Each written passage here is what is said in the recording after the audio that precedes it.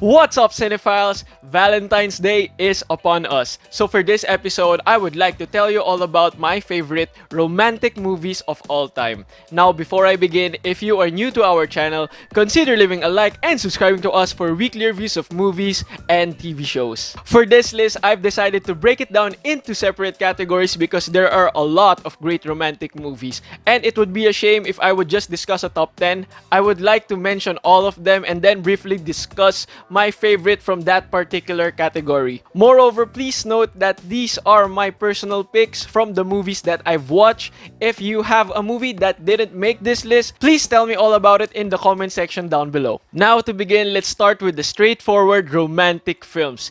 These are the movies that made us fall in love regardless of our relationship status. I'm talking about films like The Notebook, 50 First Dates, About Time, Crazy Rich Asians, Crazy Stupid Love, 10 Things I Hate About You, The Big Sick, the period romance of Pride and Prejudice, the surprisingly good to all the boys I've loved before. A Walk to Remember is probably the first romantic film that made me cry.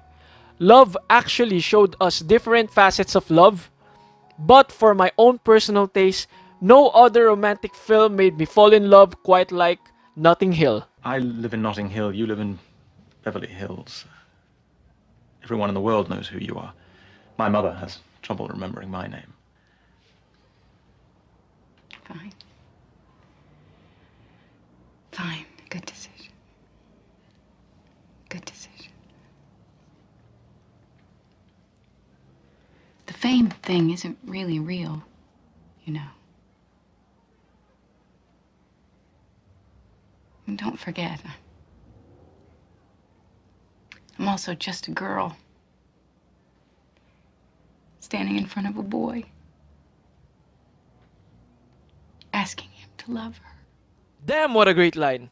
Notting Hill stars Hugh Grant at the height of his powers, where he plays a normal bookshop owner who falls in love with the world's biggest celebrity, played by Julia Roberts, after a chance encounter.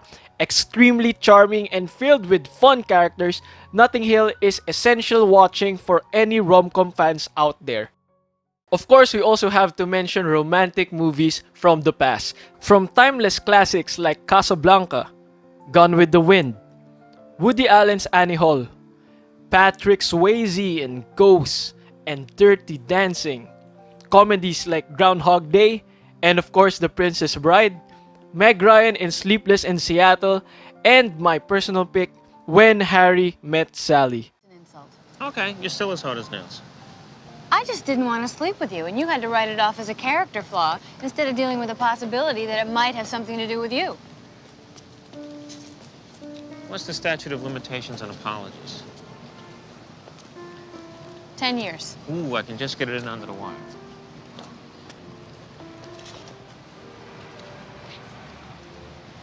Would you like to have dinner with me sometime? Are we becoming friends now? Well, yeah. Great. A woman friend. Incredibly funny and bolstered by great chemistry between its leads. When Harry Met Sally is the story of a man and a woman who attempt to stay best friends without developing romantic feelings.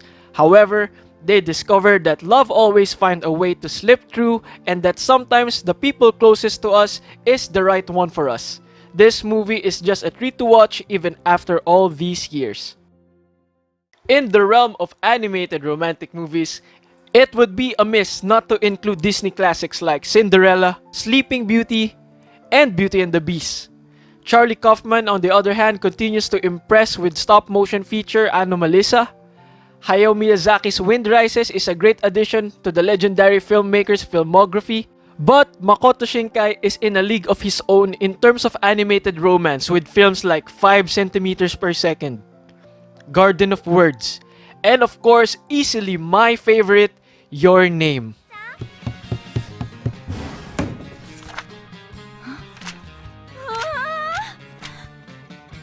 これってもしかして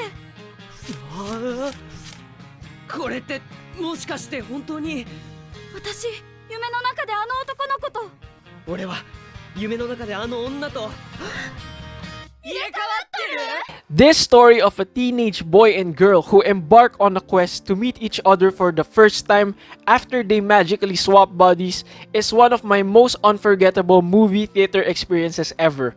From the incredible hand-drawn cell animation to the twists and turns that surprised me at multiple points, the absolutely amazing musical score that is still in my Spotify playlist, and of course the central romance between these star-crossed lovers. This is the kind of animated film that I will never ever get tired of repeat viewings. Now let's talk about the music-centered romantic movies. From Mamma Mia to Moulin Rouge, La La Land is a great romantic musical that pays homage to other musicals from years past. Pitch Perfect gave us plenty of laughs and sing-alongs to modern tunes, but I think this category belongs to John Carney, who made films like Once, Begin Again, and of course my favorite, Sing Street. If you're in a band, sing me a song. I can't sing out here. You're gonna have to sing for like thousands of people. I'm just one. Sing. Don't make me sing. Jesus. Sing that song off the radio. You know, the one by Aha. Sing it. Sing it. Take, no, slap. Take on me, take me on. That's all I know.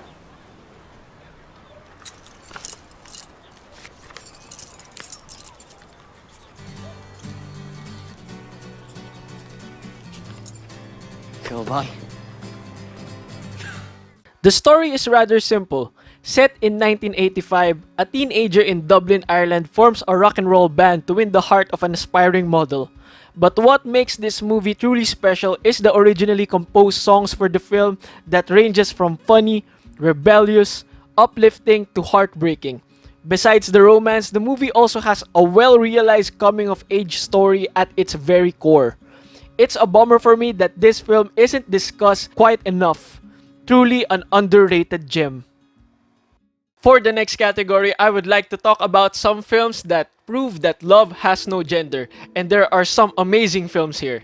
From Brokeback Mountain to Carol, Call Me By Your Name, and Blue is the Warmest Color are nothing short of poetic in their portrayal of love.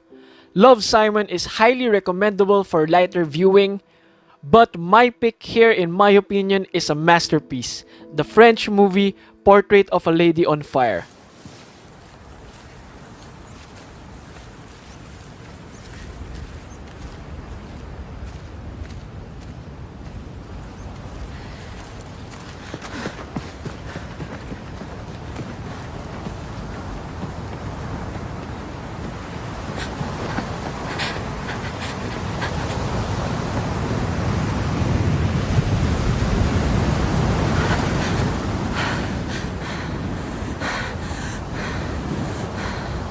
Ça fait des années que je rêve de faire ça. Mourir. Courir. In 1770, the young daughter of a French countess develops a mutual attraction to the female artist commissioned to paint her wedding portrait. This movie is freaking wonderful. From the cinematography, performances, and subtlety of the script, every frame is bursting in color, as I think intended, since the movie centers around a painter. What I love the most about this film is it takes its time to establish who these characters are or what they think. So when the romance finally blossoms for these characters in a period where this kind of relationship is frowned upon by society, you are completely riveted and invested. This is one of those movies that truly affected me. Now onto the contemplative side of romantic movies. These are movies that are not particularly straightforward romance, but more of an exploration into the idea of love. And I dare say that this is probably my strongest list. From the not a love story of 500 Days of Summer, to the weirdness of The Lobster, the poignancy of A Ghost Story, Blue Valentine, Eternal Sunshine of the Spotless Mind, Wong Kar-wai's In the Mood for Love, Guillermo del Toro's The Shape of Water, Noah Baumbach's Marriage Story, Sofia Coppola's Lost in Translation. But my favorite is from the latter's ex-husband Spike Jonze's film, Her. Slower, slower. Good. Okay, and stop. Walk forward. And stop and sneeze. Achoo! Bless you. Oh, thank you. Okay. Turn to your right. Turn to your right. Stop. Yeah, spin around. Keep going. Keep going. And stop. Now walk forward. Everyone thinks you're really drunk right now. And stop. Now say, I'd like a slice of cheese, please. I'd like a slice of cheese, please. You wanna cope with that? Sure. I figured you were hungry. Oh, thanks. Left heartbroken after his marriage ends, Theodore, played by Joaquin Phoenix, becomes fascinated with a new OS named Samantha, voiced by Scarlett Johansson, which soon deepens into love. A fascinating look into love as an emotion, as Samantha has no true physical form, but everything Theodore feels is very, very real. From his longing, his joy, intensity, despite the only way he can get a hold of her is through his electronic devices. This movie made me rethink what love truly is, and made me realize that the idea and feeling of love is not always tied to something tangible. It is always where your heart is. It also gives us a glimpse of where we are and where we might be going as we continue to evolve. So if you haven't already, go see this film. For my final category, I am going to go a little bit off the rails here because since this is my personal list, I allotted this last one for something that is truly special to me. All right, all right. Think of it like this. Jump ahead 10, 20 years, okay? And you're married. And only your marriage doesn't have that same energy that it used to have. You know, you start to blame your husband. You start to think about all those guys you've met in your life and what might have happened if you picked up with one of them, right? Well, I'm one of those guys. That's me. You know, so think of this as time travel from then to now. To find out what you're missing out on. See, what this really could be is a gigantic favor to both you and your future husband to find out that you're not missing out on anything. I'm just as big as loser as he is, totally unmotivated, totally boring, and you made the right choice and you're really happy.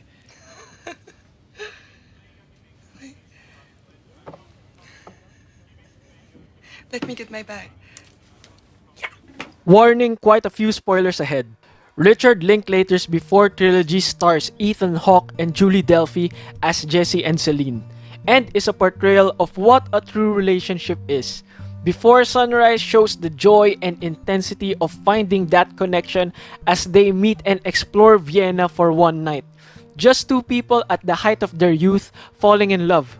With their youth, however, comes naivety, which led to their separation, which also leads us to Before Sunset, where we see them as full-fledged adults with realistic views on life. They are also broken people, longing for that connection from 9 years ago that was cut short. An interesting look into how they try to come to terms with their unresolved feelings for each other over the course of one afternoon. Before Midnight, meanwhile, is a glimpse into the life after Happy Ever After. Jesse and Celine are now married and codependent with one another. The film shows that indeed, no marriage is perfect as they try to work through their problems and miscommunication to salvage their marriage. What makes this trilogy work is the perfect pacing and incredibly written script. I mean, for all three movies, it is literally just conversations. Yet you are always glued and attentive to everything they speak of, as you are always looking forward to how the relationship of these two characters unravel. The first film was always my favorite for the longest time. Yet, at this point in my life, I tend to gravitate more towards the second film. Who knows? The same thing will probably happen to me after a few years as I lean more towards the third film. And that is what makes this trilogy amazing, because it feels like you are witnessing the evolution of a relationship the same way it happens in real life. And for that, these three films will always be my gold standard for romantic movies. And that was it for my list of the greatest romantic movies of all time. Again, did I miss anything? Please comment those movies in the comment section down below so we can discuss, and it would also be nice if I would get to discover these movies and get to watch them for myself. Also, if you like this video, don't forget to hit that like button and subscribe to us for weekly reviews of movies and TV shows. As always, we'll see you on the next one, and guys, happy Valentine's Day. Bye bye.